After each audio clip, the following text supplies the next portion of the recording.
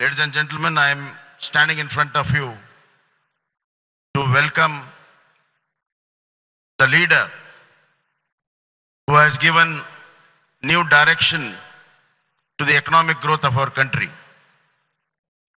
His slogan of Make in India has changed the entire economic scenario. His Atmanirbhar Bharat, then Sabka Saath, Sabka Vikas, and ultimately the New India concept. Hereby, I welcome our honorable, beloved Prime Minister Narendra Modi ji to Invest Karnataka 2022. With warm greetings, and I request him to bless us. Not only this Invest Karnataka be successful, the economic growth of Karnataka and the great India will be successful. I once again welcome a global leader to this investor meet. Thank you.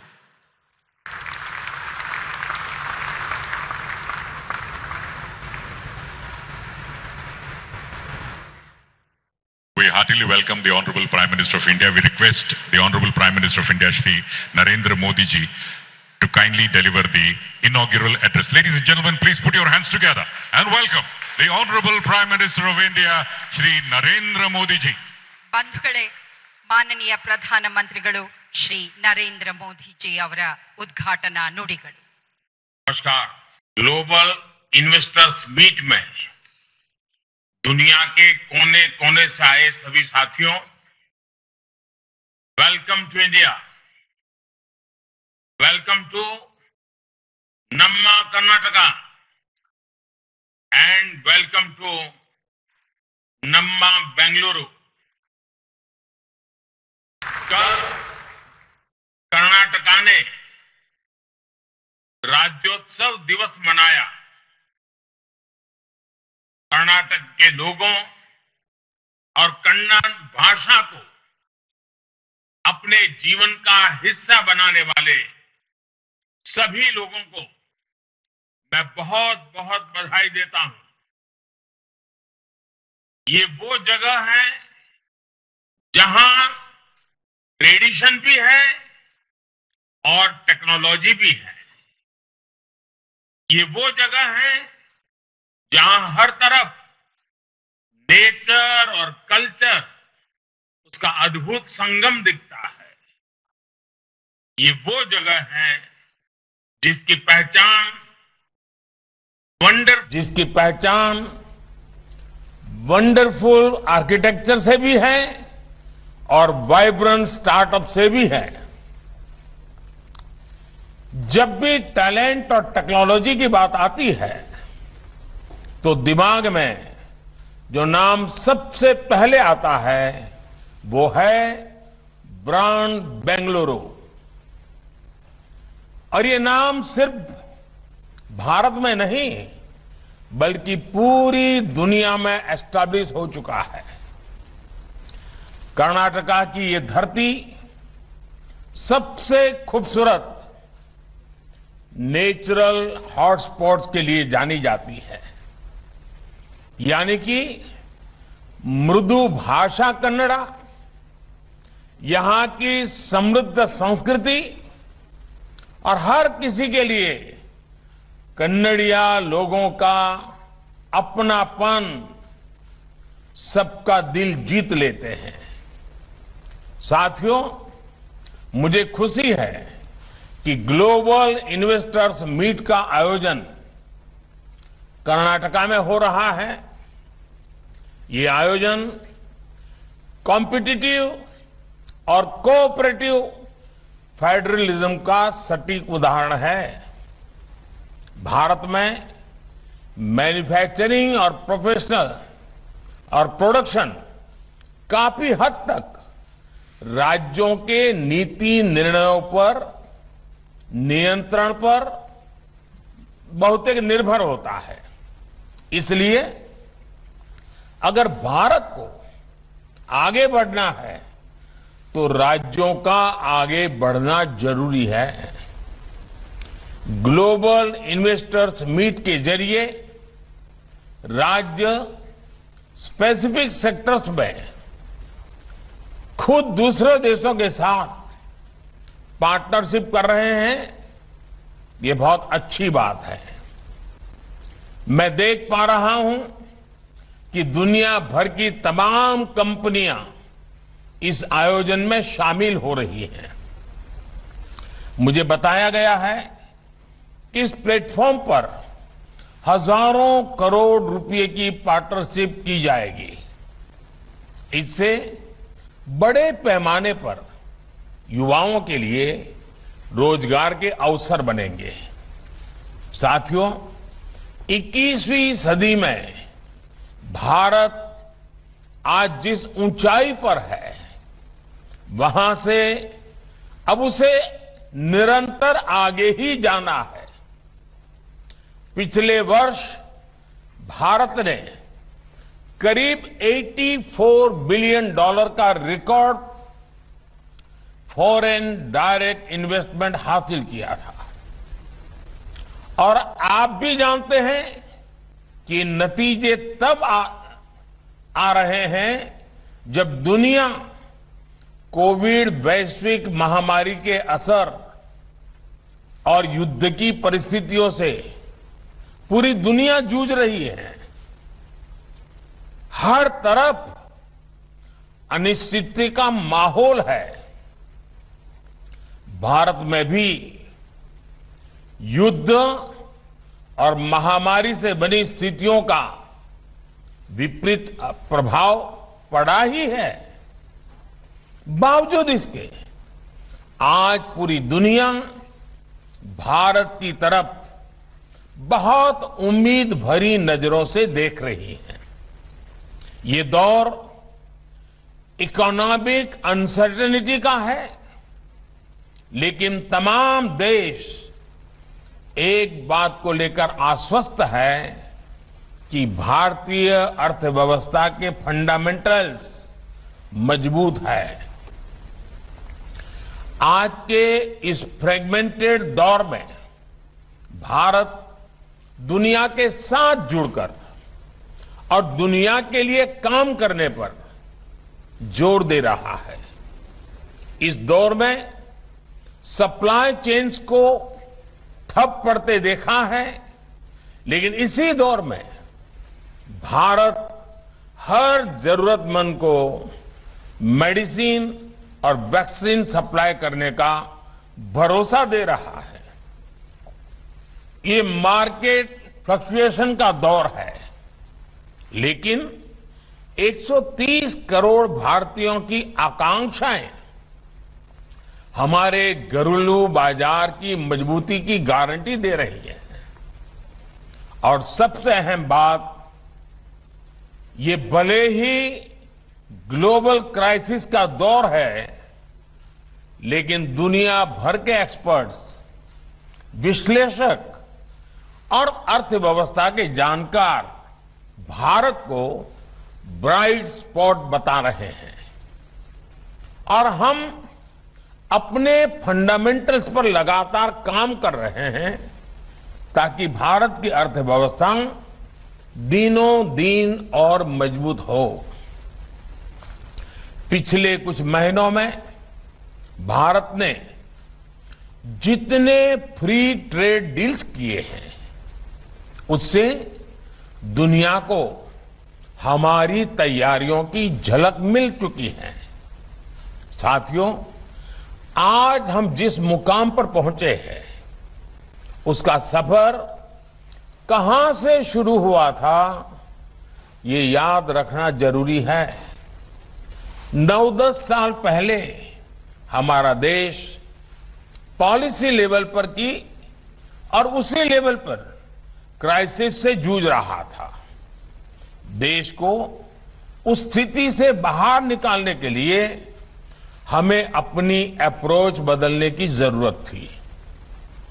हमने investors को red tape के जाल में उलझाने के बजाय निवेश के लिए रेड कारपेट का माहौल बनाया। हमने नए नए उपजाऊ कानून बनाने के बजाय, उलझाने वाले कानून बनाने के बजाय उन्हें रेशनलाइज बनाया। हमने खुद बिजनेस चलाने के बजाय बिजनेस के लिए ग्राउंड तैयार किया ताकि दूसरे लोग आगे आ सके।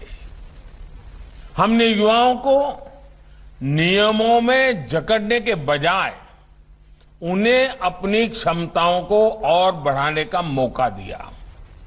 साथियों, नए भारत का निर्माण बोल्ड रिफॉर्म्स, बिग इंफ्रास्ट्रक्चर और बेस्ट टैलेंट से ही संभव है।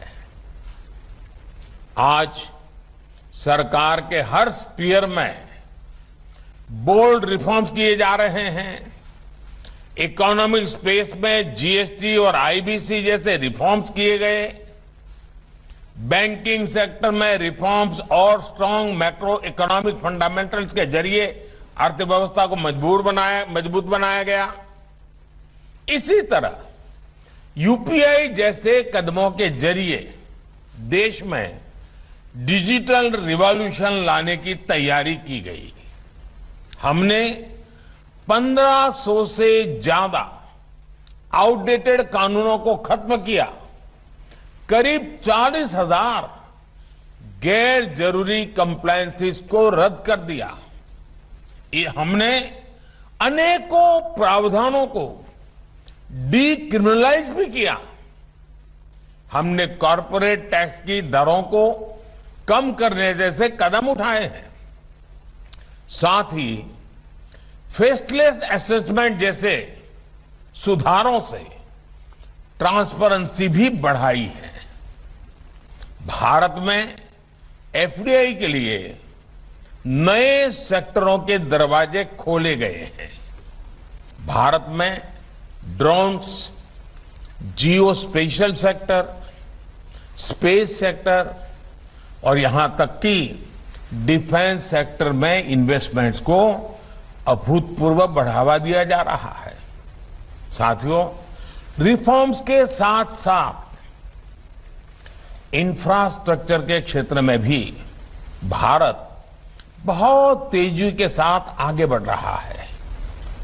आधुनिक इंफ्रास्ट्रक्चर के लिए भारत पहले से कहीं ज्यादा स्पीड के साथ और बड़े स्केल पर काम कर रहा है। आप एयरपोर्ट्स का उदाहरण ले सकते हैं। पिछले 8 वर्षों में ऑपरेशनल एयरपोर्ट्स की संख्या दोगुनी हो चुकी है।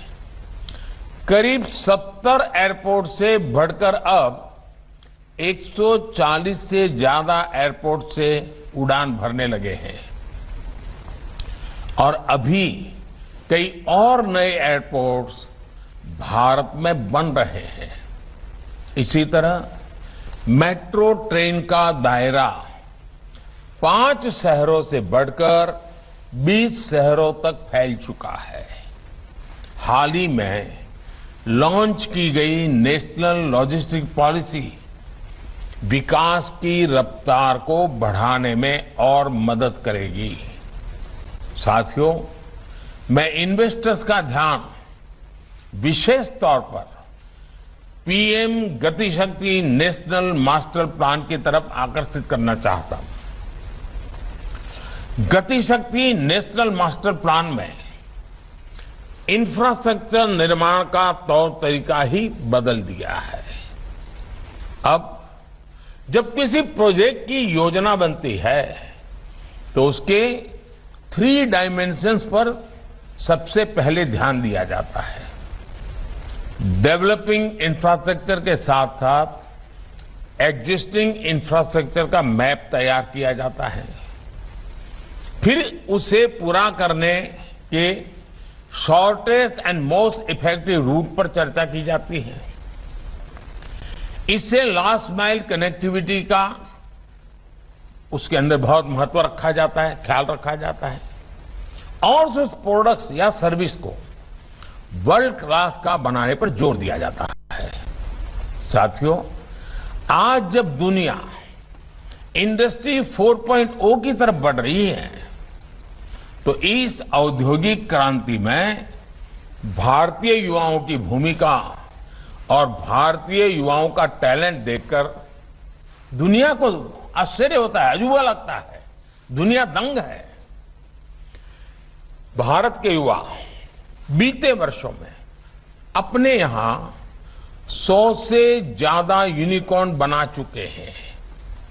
भारत में 8 साल में 80,000 से ज्यादा स्टार्टअप्स बने हैं। आज भारत का हर सेक्टर युवा शक्ति की ताकत से आगे बढ़ रहा है। पिछले वर्ष भारत ने रिकॉर्ड एक्सपोर्ट किया है। कोविड के बाद जो हालात है, उसमें ये उपलब्धि बहुत महत्वपूर्ण हो जाती है। भारत के युवाओं की क्षमताओं का विस्तार करने के लिए हमने इंडियन एजुकेशन सिस्टम में भी अहम बदलाव किए हैं। बीते वर्षों में भारत में यूनिवर्सिटीज, टेक्नोलॉजी यूनिवर्सिटीज और मैनेजमेंट यूनिवर्सिटीज की संख्या में 50% की बढ़ोतरी हुई है। साथियों, इन्वेस्टमेंट और ह्यूमन कैपिटल पर फोकस करके ही विकास के ऊंचे लक्ष्यों को हासिल किया जा सकता है। इसी सोच पर आगे बढ़ते हमने हेल्थ एंड एजुकेशन सेक्टर में इन्वेस्टमेंट्स को बढ़ावा दिया। हमारा मकसद प्रोडक्टिविटी को बढ़ाना भी है और ह्यूमन कैपिटल को इंप्रूव करना भी है। आज एक तरफ हम दुनिया की सबसे बड़ी मैन्युफैक्चरिंग इंसेंटिव स्कीम से उसमें से एक को लागू कर रहे हैं, तो दूसरी तरफ दुनिया की सबसे बड़ी हेल्थ एश्योरेंस स्कीम भी की सुरक्षा भी दे रहे हैं। एक तरफ हमारे देश में एफडीआई में तेजी से बढ़ोतरी हो रही है, तो दूसरी तरफ मेडिकल कॉलेज और अस्पतालों की संख्या भी बढ़ रही है। एक तरफ हम बिजनेस के रास्ते में आने वाली रुकावटों को हटा रहे हैं, तो दूसरी तरफ 1.5 lakh health and wellness centre भी बना रहे हैं। एक तरफ हम देश भर में हाईवे का जाल बिछा रहे हैं, तो दूसरी तरफ लोगों को टॉयलेट और पीने का साफ पानी मुहैया कराने के मिशन से भी जुटे हैं। एक तरफ हम फ्यूचरिस्टिक इंफ्रास्ट्रक्चर जैसे मेट्रोज, एयरपोर्ट और रेलवे स्टेशन बनाने में जुटे हैं, तो दूसरी तरफ हम हजारों स्मार्ट स्कूल भी बना रहे हैं। साथियों, रिन्यूएबल एनर्जी के क्षेत्र में आज भारत ने जो मुकाम हासिल किया है, वो पूरी दुनिया के लिए मिसाल है। पिछले 8 वर्षों में देश की रिन्यूएबल एनर्जी की क्षमता 3 गुनी बढ़ी है और सोलर एनर्जी की क्षमता में 20 गुना बढ़ोतरी हुई है। ग्रीन ग्रोथ और सस्टेनेबल एनर्जी की दिशा में उठाए गए हमारे कदमों ने ज्यादा से ज्यादा निवेशकों को आकर्षित किया है, जो अपनी लागत का रिटर्न चाहते हैं और इस धरती के प्रति अपनी रिस्पॉन्सिबिलिटी भी निभाना चाहते हैं। वो आज भारत की तरफ उम्मीद से देख रहे हैं। साथियों, आज कर्नाटका के साथ एक और विशेषता जुड़ी हुई है। कर्नाटका के पास डबल इंजन की पावर है, यानी केंद्र सरकार और राज्य सरकार में एक ही पार्टी का नेतृत्व है। ये भी एक वजह है कि कर्नाटका कई क्षेत्रों में सबसे तेज गति से विकास कर रहा है। ईज ऑफ डूइंग बिजनेस में कर्नाटका लगातार टॉप रैंकर्स में अपनी जगह बनाए हुए हैं। यही वजह है कि एफडीआई के लिहाज में कर्नाटका का नाम टॉप राज्यों की लिस्ट में शामिल है। फॉर्च्यून 500 कंपनीज में से 400 कर्नाटका में ही है। भारत के 100+ यूनिकॉर्न में से 40 से ज्यादा कर्नाटका में ही है। कर्नाटका की गिनती आज दुनिया के लार्जेस्ट टेक्नोलॉजी क्लस्टर के तौर पर हो रही है। यहां कर्नाटका में इंडस्ट्री से लेकर इंफॉर्मेशन टेक्नोलॉजी तक, फिनटेक से लेकर बायोटेक तक, स्टार्टअप से लेकर सस्टेनेबल एनर्जी तक, हर क्षेत्र में विकास की नई गाथा लिखी जा रही है। विकास के कुछ आंकड़े तो ऐसे हैं कि कर्नाटका सिर्फ भारत के दूसरे राज्यों को ही नहीं बल्कि कुछ देशों को भी चुनौती दे रहा है। आज भारत नेशनल सेमीकंडक्टर मिशन के साथ मैन्युफैक्चरिंग डोमेन के नए फेज में प्रवेश कर चुका है। इसमें कर्नाटका की भूमिका बहुत अहम है। चिप डिजाइन और मैन्युफैक्चरिंग को यहां का टेक इकोसिस्टम नई ऊंचाई पर ले जाएगा। साथियों, आप जानते हैं कि एक इन्वेस्टर मीडियम टर्म मिशन और लॉन्ग टर्म विजन के साथ आगे बढ़ता है और भारत के पास एक इंस्पिरेशनल लॉन्ग टर्म विजन भी है। नैनो यूरिया हो, हाइड्रोजन एनर्जी हो, ग्रीन एमोनिया हो, कोल गैसिफिकेशन हो या फिर स्पेस सैटेलाइट्स, आज भारत अपने विकास से विश्व के विकास के मंत्र के साथ आगे बढ़ रहा है। ये भारत का अमृतकाल है। आजादी के अमृत महोत्सव पर देश की जनता नए भारत के निर्माण का संकल्प लेकर बढ़ रही है। इसमें और हमने 2047 तक विकसित भारत बनाने का लक्ष्य तय किया है। इसके लिए ये बहुत जरूरी है कि आपका इन्वेस्टमेंट और भारत का इंस्पिरेशन एक साथ जुड़ जाएं, क्योंकि इंक्लूसिव, डेमोक्रेटिक और स्ट्रांग इंडिया का विकास दुनिया के विकास को गति देगा। और इसलिए हम चाहते हैं कि भारत में इन्वेस्टमेंट का मतलब है investment in inclusion, investment in democracy. Bharat में इन्वेस्टमेंट का मतलब है investment for the world. Bharat में इन्वेस्टमेंट का मतलब है investment for a better planet. Bharat में इन्वेस्टमेंट का मतलब है investment for a clean safer planet. आइए हम मिलकर करोड़ों करोड़ों लोगों का जीवन बदलने का लक्ष्य लेकर आगे बढ़े। इस आयोजन से जुड़ने वाले सभी लोगों को मेरी ओर से बहुत बहुत शुभकामनाएं हैं। कर्नाटका के मुख्यमंत्री, उनकी पूरी टीम, कर्नाटका सरकार और कर्नाटक के लोग के सभी भाइयों बहनों को भी हृदय से बहुत बहुत शुभकामनाएं देता हूं। बहुत बहुत धन्यवाद।